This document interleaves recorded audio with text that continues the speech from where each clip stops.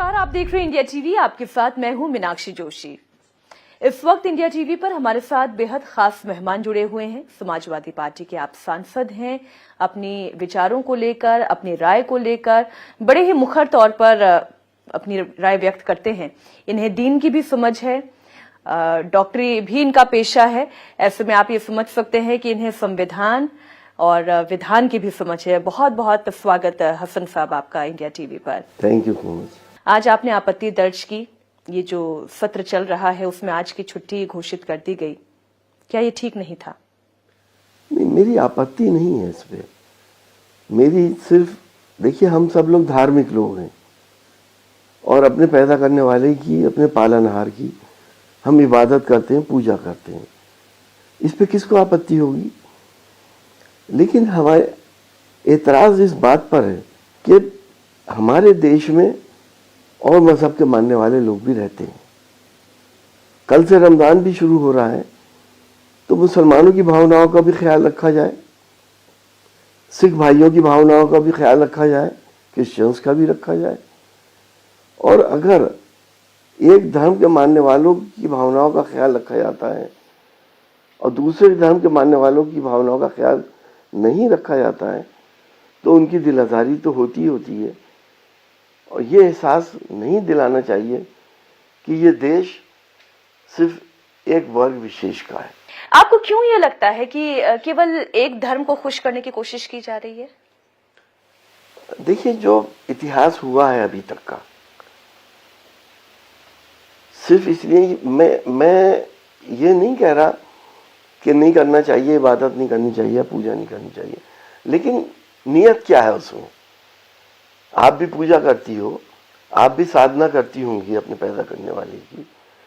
आप एक धार्मिक भाव से करती हो, उसे खुश करने के लिए करती हो, उसमें लीन हो जाती हो।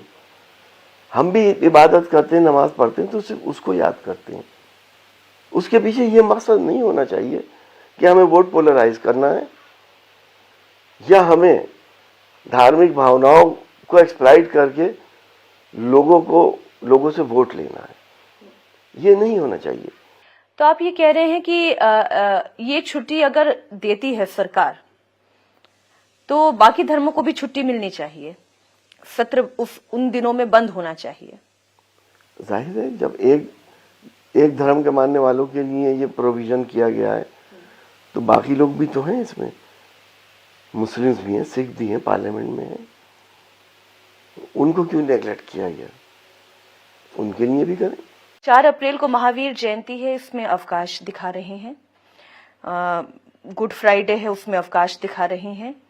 ईद उल फितर है, ईद का मौका है, उसमें अवकाश दिखा रहे हैं। तो आपको लगता नहीं है कि अवकाश तो हर धर्म के धर्मावलंबियों के लिए इसमें सम्मिलित किया गया है? लेकिन वो बहुत बड़े पर्व हैं जिनकी छुट्टियां हैं जी। इससे पहले तो नहीं होता था ना। देखिए, बकरीद की भी छुट्टी 29 जून की। आप इसको इतने बड़े पर्वों से क्यों रिलेट कर रही हैं? तो हिंदू धर्मावलंबियों के लिए तो ये पर्व भी बहुत महत्वपूर्ण है, नवरात्र का। तो इससे पहले क्यों नहीं होती थी अभी तक?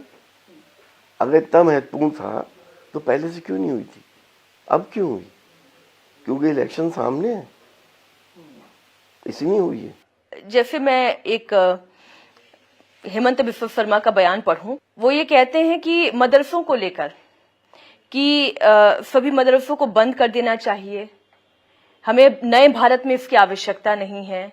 देखिए, बदकिस्मती हमारी यह है कि इस सरकार के पास गिनाने के लिए कुछ नहीं है।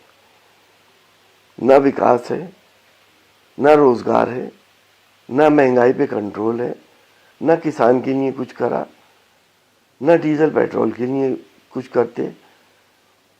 तो लोगों को किस तरह से पोलराइज करें? हिंदू मुसलमान करो। जो विश्वकर्मा जी बोल रहे हैं, विश्वकर्मा जी, ये हमेशा जहर उगलते हैं। मदरसे इस देश में 1000 साल से चल रहे हैं। ये मीडियम था एजुकेशन का, आज से नहीं, 1000 साल से है। और इसके अंदर मॉडर्न तालीमात भी दी जाती है। अब योगी आदित्यनाथ की भी हम बात कर लें, क्योंकि नवरात्रि का मौका है। उन्होंने कहा कि हर कस्बे में, हर जिले में डीएम को 1 लाख रुपए दिए जाएं और वो इसका इस्तेमाल करें नवरात्रि का पाठ करने के लिए। दुर्गा सप्तशती के पाठ के लिए, इस पर आपकी क्या राय है? अगर इबादत की जा रही है तो हम क्यों इतराज करेंगे, लेकिन हर तरीके से इबादत होनी चाहिए। अगर हिंदू रीति रिवाज से हो रही है तो मुस्लिम रीति रिवाज से भी अल्लाह की, ईश्वर की इबादत हो। सिख भाइयों के हिसाब से भी हो, क्रिश्चियन भाइयों के हिसाब से भी हो। वो तो हो ही रही है, देश में नहीं हो रही है। सरकारी तौर से कहाँ हो रही है? जैसे अब अगर 1 लाख रुपए इस काम के लिए दिए जा रहे हैं, एक तो 1 लाख रुपए ही बहुत कम है, तो मुस्लिम पर्व के ऊपर भी पैसा दिया जाए और सिख पर्व के ऊपर भी पैसा दिया जाए, बाकी लोगों के लिए भी दिया जाए। वो भी तो इस देश के नागरिक हैं, सरकार उनकी भी तो है, या सरकार सिर्फ एक वर्ग विशेष की है? खबर ये आई कि हज में इस बार कोऑर्डिनेटर के तौर पर हज असिस्टेंट और हज ऑफिसर की जगह मुस्लिम आईपीएस जा सकेंगे, क्योंकि एक राय ये बनी कि शायद जो वहां पर ऑफिसर्स अधिकारी जाते थे वो ढंग से कोऑर्डिनेट नहीं कर पा रहे थे, या शायद आराम तलबी थी। तो मैं समझता हूँ ये ठीक बात है, क्योंकि एडमिनिस्ट्रेटिव ऑफिसर अच्छा एडमिनिस्ट्रेशन कर सकते हैं। और आप फिर कह रहे हैं कि हमारे लिए सोचते नहीं है, अच्छा एडमिनिस्ट्रेशन कर सकते हैं, मुस्लिम आईपीएस अधिकारी जाएंगे, ये भी तो सरकार का हम कदम ये है। कब कह रहे हैं नहीं सोचते?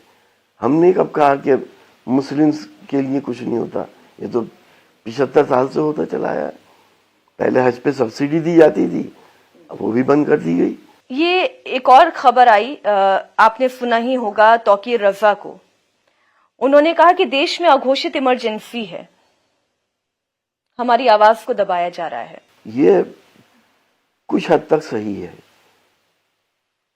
अपोजिशन की आवाज को दबाया जा रहा है, सरकारी एजेंसीज का मिसयूज किया जा रहा है, डराया जा रहा है ताकि सरकार के खिलाफ कोई बोले ना। ये मैं नहीं कह रहा, पूरा हिंदुस्तान कह रहा है।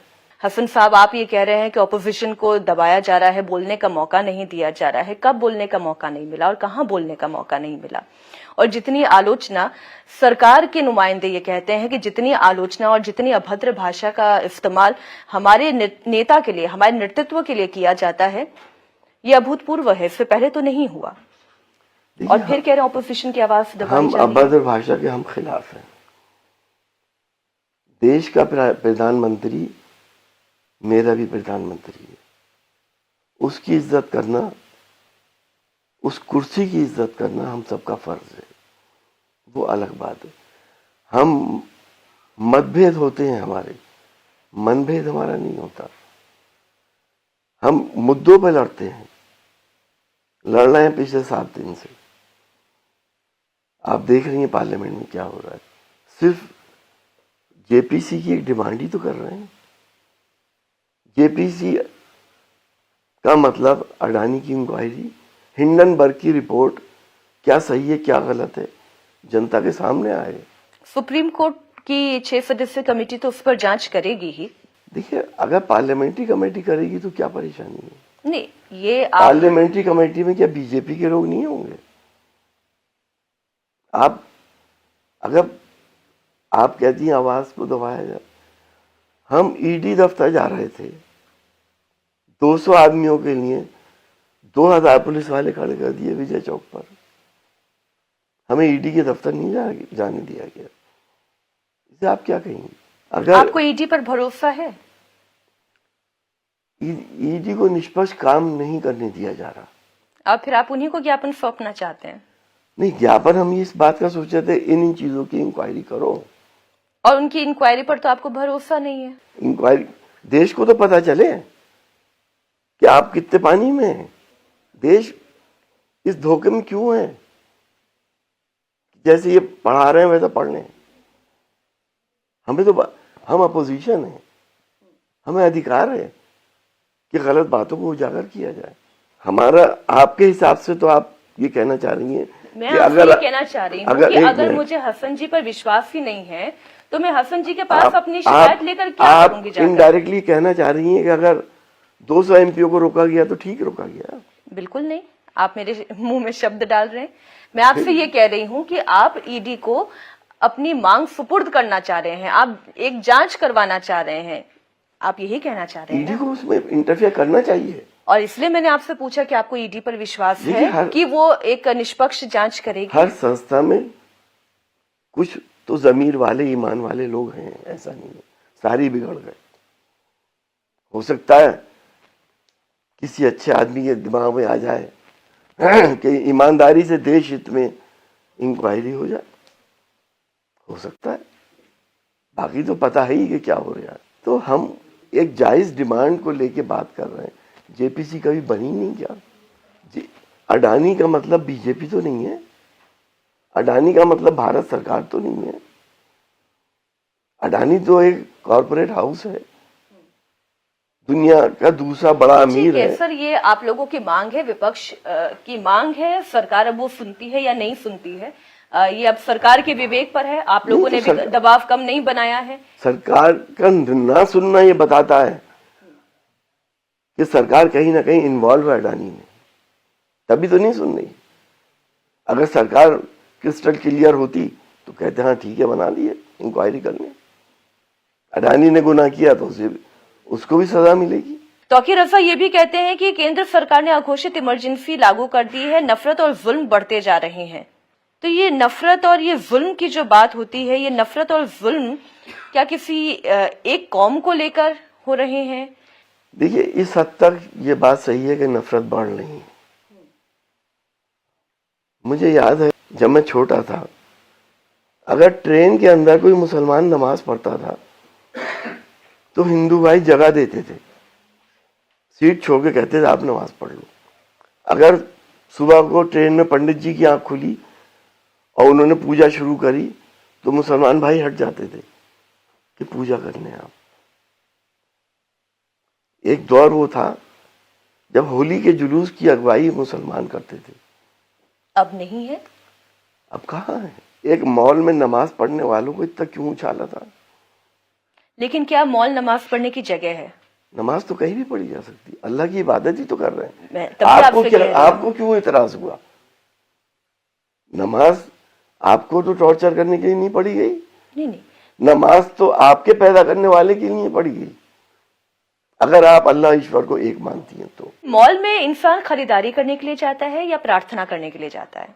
अगर एक कोना खाली है, नमाज का वक्त निकल रहा है, हमारे यहाँ वक्त होता है नमाज का, अगर 4 आदमी नमाज पढ़ रहे हैं और स्ट्रेटेजिकली पढ़ रहे हैं, ये कैसे कह सकते हैं आप स्ट्रेटेजिकली कर रहे हैं? मदनी साहब एक दिन कहने लगे कि हमें एयरपोर्ट पर डर लगने लगा। अब एयरपोर्ट कोई डरने वाली जगह जहां पर सुरक्षा इतनी कड़ी है?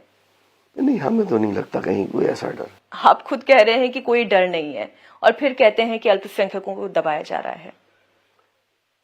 दबाना और डर अलग चीज है। मुसलमान सिर्फ अपने अल्लाह से डरता है, उसके अलावा किसी से नहीं डरता। जो माहौल पैदा किया गया, फिर सर वही बात, अब आप सुन लीजिए, मैं बताऊंगा आपको। संसद में बीच सत्र के दौरान आप भी उठकर जाएंगे अगर आपकी नमाज का वक्त हो गया, या फिर आप संसद के फ्लोर पर नमाज पढ़ेंगे? मेरी पूरी बात सुनिए। जी बोलें, इस प्रश्न का जवाब दीजिए। मैं आपको वो माहौल बता रहा हूं जो क्रिएट किया गया। संसद के अंदर 3 ऐसे कानून बने जिससे मुसलमानों की दिल आजारी हुई। सीएए आया, सिर्फ अगर कोई प्रताड़ित मुसलमान हमारे देश में अपनी नागरिकता लेने आएगा तो क्योंकि वो मुसलमान है इसलिए नहीं मिलेगी, धर्म के नाम पे। नंबर 2, 3 तलाक का कानून, मुस्लिम पर्सनल लॉ बोर्ड की बात नहीं सुनी गई। धारा 370 हटी, 371 नहीं हटी। उसका मैसेज क्या गया देश में कि किसी को हिजाब पे परेशानी हो गई, किसी को अजान पे परेशानी हो गई, किसी को नमाज पे परेशानी है, किसी को मस्जिद पे है, किसी को मदरसों पे है। और हद तो ये हो गई कि हमारे प्रॉफिट, हमारे आका सल्लल्लाहु अलैहि वसल्लम की शान में गुस्ताखी हुई और उस महिला को 2 घंटे की जेल नहीं भेजा गया। इसे आप क्या कहेंगी? जिस औरत ने ये बात कही थी उसके खिलाफ क्या कार्रवाई हुई? उसके खिलाफ केस चल रहे हैं, लेकिन जिस व्यक्ति ने क्या अगर मैं और आप एक बात कह दें इस किस्म की तो आपको अभी पुलिस उठा के ले जाएगी यहाँ। इसलिए मैं आपसे ये कह रही हूँ कि ना हम इस विषय में जाएं जिससे कि किसी की भावनाओं को आहत किया जाए या आहत हो। लेकिन सर आपने जब सीएए की बात करी, नहीं मैं बिल्कुल बेस पर आना चाह रही हूँ। जब आप ये कहते हैं कि अल्पसंख्यकों को या केवल एक वर्ग या मुसलमानों को दबाया जा रहा है या उन्हें डराने की कोशिश की जा रही है, या ये ध्रुवीकरण का एक टूल है जिसमें आपने कहा सीएए का जिक्र किया। अब देखिए सीएए के बारे में जो गवर्नमेंट कहती है, जो इस लॉ में है, वो मैं एज इट इज आपके सामने पढ़ देती हूं। CAA was passed to provide a pathway to Indian citizenship for religious minorities from Afghanistan, Pakistan, Bangladesh who are Hindu, Sikh, Buddhist, Jain, Parsi. Not the majority population, sir. ये तरीके हैं ना मुसलमानों को बांट काटने के लिए, लेकिन और आप भी इसमें फंस गई। नहीं हसन जी, मुझे एक बात बताएं कि अफगानिस्तान, पाकिस्तान, बांग्लादेश ये तो एक ऐसा मुल्क है जहां पर मुसलमान बहुसंख्यक आबादी है। अहमदिया मुसलमान प्रताड़ित नहीं हो रहा पाकिस्तान में? उनका रिलीजियस परसिक्यूशन नहीं हो रहा है सर, उनका रिलीजियस परसिक्यूशन नहीं हो रहा है। धर्म के आधार पर उन्हें प्रताड़ित नहीं किया जा रहा है। अब उन्हें प्रताड़ित उन्हें धर्म के आधार पर प्रताड़ित नहीं किया जा रहा है, जिन्हें धर्म के आधार पर किया जा रहा है। जैसे पाकिस्तान में आज सिखों की क्या स्थिति है, पाकिस्तान में आज हिंदू बेटियों की क्या स्थिति है। उन्हें जबरन उनके घर से उठा लिया जाता है, उनकी शादी एक ऐसे मुसलमान व्यक्ति से करा दी जाती है जो ना कि उम्र में ना इल्म में उनके बराबरी का है। क्या ये गलत नहीं है? क्या ऐसी बेटियों को शरण नहीं मिलनी चाहिए? इंडियन सिटीजनशिप नहीं मिलनी चाहिए? आप फिर देखिए, आपने, लेकिन ये धर्म के आधार पर आपने फिर ट्रैक बदल दिया। नहीं सर, मैं आपसे ये कह रही हूँ कि रिलीजियस परसिक्यूशन होने में और एक बहुसंख्यक आबादी का वहां पर प्रताड़ित होने में, दोनों में फर्क है। धर्म के आधार पर क्या उन्हें प्रताड़ित किया जा रहा है, आप जिनका जिक्र कर रहे हैं? अहमदियों को कर रहा है, वो मानती कब है कि ये मुसलमान है? धर्म के आधार भी तो है वो, उन्हें क्यों नहीं मिल रही? अब एनआरसी की तैयारी है या नहीं, बताइए सर। एनआरसी की तैयारी आप ही लोगों से हम सुनते हैं। ये एनआरसी क्या है, इसका ड्राफ्ट कहाँ है? अमित शाह जी की ज़बानी नहीं सुना आपने? ये एनआरसी कहाँ है, कैसे है, क्यों है, क्या प्रोविजन है, ये ड्राफ्ट कहाँ आया है सर? आपके पास है तो प्लीज एक कॉपी मुझे भी दें। ड्राफ्ट अभी नहीं आया है, लेकिन आपके प्रेस में तो है। इसमें क्या होगा? नहीं सर, मेरी नजर में नहीं है। तो आप पढ़िएगा। आप मुझे प्लीज बताइए कि ये एनआरसी का ये कौन सा ऐसा बालक है जिसका जो पैदा हुआ नहीं लेकिन उसका मुंडन करवाया जा रहा है? अरे देखिए, जो हालात हैं इस देश के, एनआरसी आप जानते हुए भी आप ये शो कर रही जैसे आपको पता नहीं है। कॉमन सिविल कोड तो जानती होंगी। कॉमन सिविल कोड के बारे में चलिए एक छोटा सा हम इस पर चर्चा कर लेते हैं। कॉमन सिविल कोड को लेकर भी ये कहा जा रहा है कि समान नागरिक संहिता में आपत्ति क्या है? जहां समानता की बात है उसमें क्या गलत है? मुस्लिम पर्सनल लॉ खत्म होना हम बर्दाश्त नहीं करेंगे। मैं अपनी औलाद को कुरान पाक की रूह से जो अपने डिसेंडेंट को अपनी प्रॉपर्टी देता हूं, मैं उस हिसाब से देना चाहूंगा जो मुझे हुक्म दिया गया है। लड़की को इतना, लड़के को इतना।